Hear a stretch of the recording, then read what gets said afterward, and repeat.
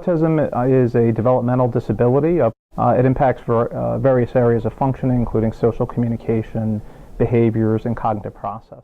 It has widespread impact on somebody's ability to do academics, vocational skills, and certainly social and interpersonal. Autos, the beginning of the word autism, means inner, so it's like automatic, it's self. You know, it's considered something you're just involved in your own world. And so with autism, a 2-year-old, instead of exploring and doing a lot of things, they may just do one thing and they may do it repetitively and perseverate on it, do it over and over and over again.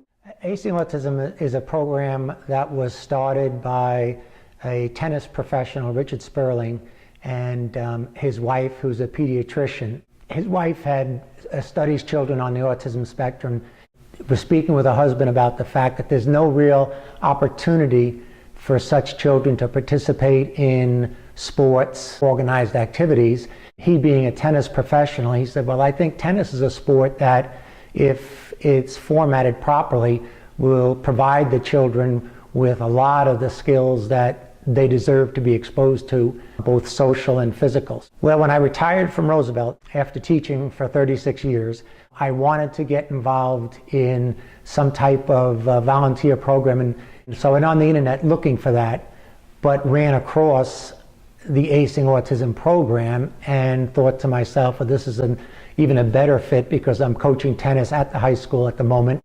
You know, that's what's kind of said to me, I think we can do this here, like I said, coupled with the wonderful players that I have, and they're community-minded people, so it seemed like a natural to go with it. I got some help also from the Anderson School here in Hyde Park, which is a center for autism education. Tennis itself does inherently have a lot of the skills that the children should be working on, the eye-hand coordination, following direction, social skills as well, such as just taking turns and having to communicate with each other.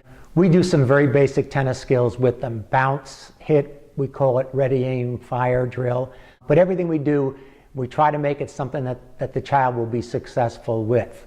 Acing Autism is a great program with the motor skills that you need to engage in a sport like tennis, where there's a lot of hand-eye coordination, there's a lot of motor coordination of how you plant your feet, how you turn your hip, and how you throw your arms.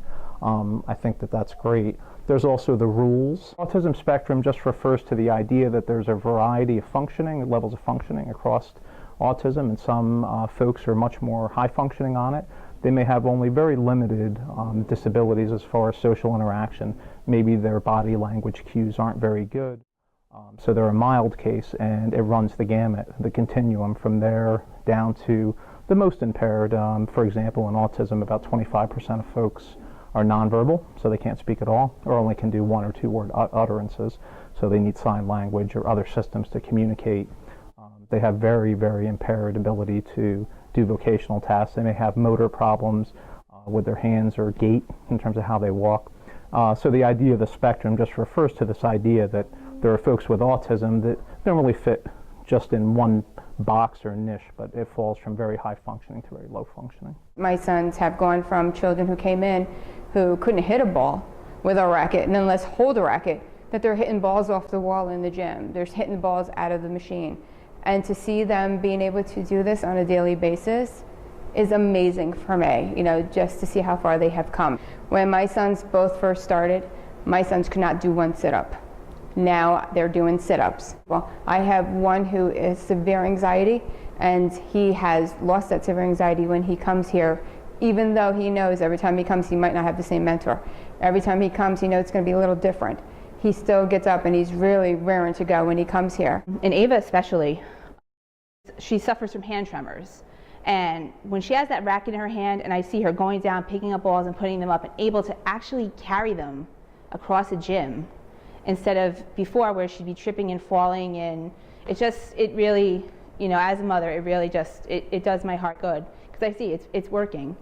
But autism in particular, they're doing something that they're not good at anyway, and they tend to get frustrated easily. That potential for a meltdown or something could be quite high. So that idea of being able to work through that and practice at that I think could offer great benefits in the future.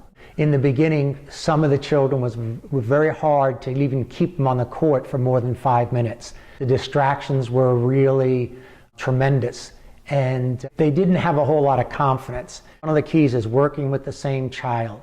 The child gets comfortable. And then I'm just seeing the children become much more interactive with the volunteers. So the communication skills are improving all the time. When I first started volunteering for Racing Autism, it was mainly because all my friends were doing it on the tennis team. So I was like, might as well do it. But now I come because it's pretty fun to see the kids just grow. Coach Mayhofer has me take Zach and Mark, they're twins, and we go on the ball machine. It's really nice to see how this kid who has like a disability, and he can still do a sport like that and excel at it. It's great. But when she knows she's coming to see Katrina and her tennis friends, I mean, she's in that car. And, you know, you can't put a price tag on that. I saw great improvement in the person I work with, Ava. Originally, when I worked with her, she was super quiet. She would never talk to me, and she was very shy. And now, every time she sees me, she just comes and runs and gives me this giant hug, and she's talking the whole time, and she never wants to leave, which is just, it's crazy to picture her as she was originally, and now she's come out so much. But then I also realized that parents are looking for a couple of things. They're looking for the interaction with the other children, and they're also looking for physical activity. So I quickly realized it doesn't have to be tennis. So one mom said to me her son couldn't do a sit-up prior to starting the program, and now he's kind of knocking off 25 at a time. And I have twin boys that are 10, and we have been doing this since the beginning. I think it's been a couple of years now. We've done several sessions. My sons were small, they're twins, and they're both developmentally delayed. And what I see the most with this program is I never thought my sons would be able to engage in sports, and for many different reasons. And this, I'm seeing my sons engage in sports. But I'm going to be selfish here and say, you know, I love hanging out with the other moms, you know. We're all in the same boat, you know, and it's good not to feel alone, you know. We talk, we laugh, we bounce ideas off each other. So not only does it help my girls, but it helps me too, you know. I feel I'm a better mother when I leave here. So I think from that point of view, they really like the process that their children are going through, learning to be a little bit more independent. Again, there'll always be days, good days, bad, and that's going to happen. You're going to have those types of situations, because just like any child, they wake up on the wrong side of the bed some days.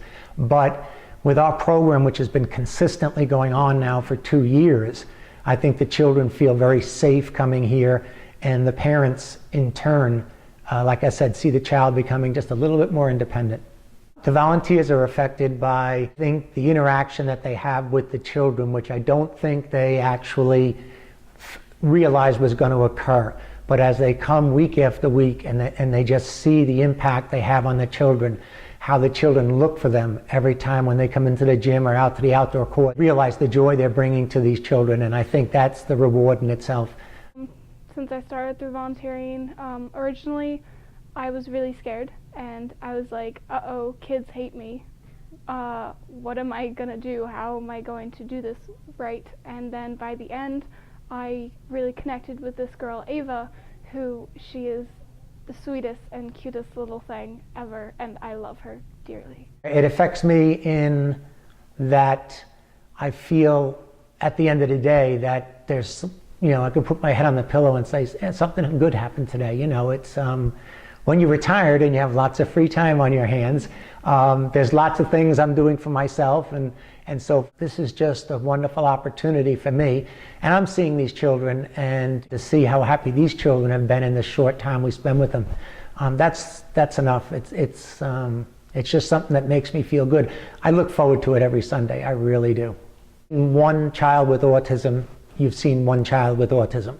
There's no putting them into a category or a box, and the same is true as what they get out of it.